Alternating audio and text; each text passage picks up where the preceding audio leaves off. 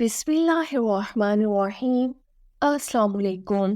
Yala بن مروہ سے مروی ہے، فرماتے ہیں کہ میں نے رسول اللہ صلی اللہ علیہ وسلم کے 3 ایسے واقعات دیکھے ہیں جنہیں مجھ سے پہلے نہ کسی نے دیکھا ہے اور نہ میرے بعد کوئی ان کو دیکھ پایا۔ میں آپ صلی اللہ علیہ وسلم کے ساتھ ایک سفر پہ نکلا۔ ہم ایک راستے سے گزرے جہاں ایک عورت اپنے کمسن بچے کے ساتھ بیٹھی ہوئی تھی۔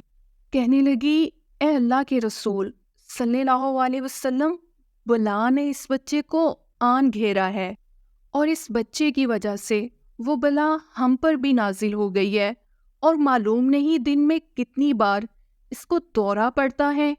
آپ صلی اللہ علیہ وسلم نے فرمایا، اس بچے کو میرے پاس لاؤ۔ وہ عورت بچے کو آپ صلی اللہ علیہ وسلم کے پاس لائی اور آپ کے پالان کے درمیان رکھا۔ آپ صلی اللہ علیہ وسلم نے 3 بار اس بچے کا منہ کھول کر اس پر پھونکا اور فرمایا، اللہ کے نام سے میں اللہ کا بندہ ہوں، اللہ کے دشمن دور ہو جا۔ پھر آپ صلی اللہ علیہ وسلم نے بچہ اس کو لوٹا دیا اور کہا، واپسی پر ہمیں اسی جگہ ملنا اور اس بچے کی کیفیت بتانا۔